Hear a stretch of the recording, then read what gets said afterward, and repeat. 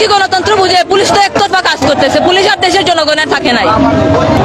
আমরা পুলিশের বাধা বিপত্তি এগুলো আমরা ভয় করি না, আমরা যে কোনো ভাবে গণতন্ত্র প্রতিষ্ঠা করবো ইনশাল্লাহ।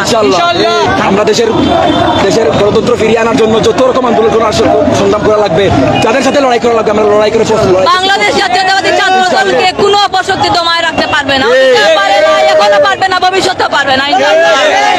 আমাদের এক দফা এক দাবি, এক শেখ হাসিনার পদত্যাগ। আমরা একটি নির্দলীয় নিরপেক্ষ সরকারের অধীনে নির্বাচন চাই, আমরা আমাদের ভোটাধিকার ফিরে পেতে চাই। আমরা এই ফ্যাসিস্ট মাফিয়া সরকারের হাত থেকে মুক্তি চাই, যে আমাদের লাগাতার কর্মসূচি আসবে ইনশাল্লাহ। আমরা আরো কঠিন কর্মসূচি চাই। আমি সাইমা আহমেদ দক্ষিণ সিলেট জেলা ছাত্র দলের ছাত্রী বিষয়ক সম্পাদক। ধন্যবাদ। আমাদের এক দফা এক দাবি, শেখ হাসিনার পদত্যাগ। আমরা একটি নির্দলীয় নিরপেক্ষ সরকারের অধীনে নির্বাচন চাই, আমরা এই ফ্যাসিস্ট মাফিয়া সরকারের হাত থেকে মুক্তি চাই, আমরা আমাদের ভোটাধিকার প্রতিষ্ঠা করতে চাই, আমরা আমাদের ভোটাধিকারের অধিকার ফিরে পেতে চাই, আমরা ফিরে পেতে চাই।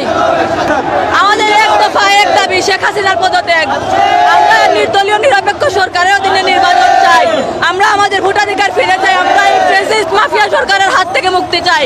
ধন্যবাদ।